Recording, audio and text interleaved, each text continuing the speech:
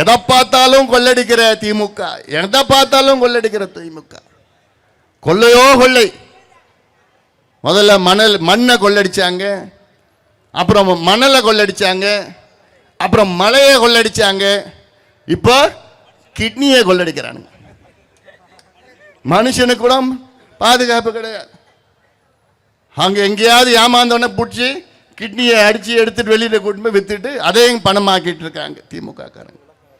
எதையும் விட்டு வைக்கிறது கிடையாது.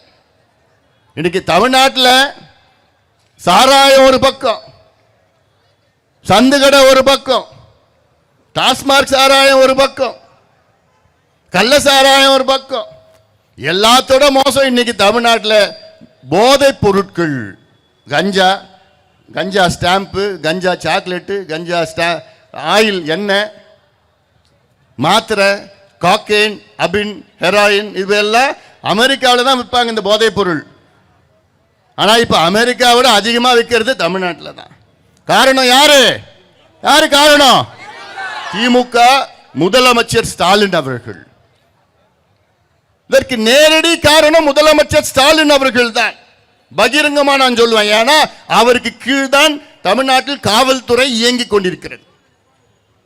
அவருடைய நேரடி கட்டுப்பாட்டில் இருக்கிறது. அவர் தானே காரணம்.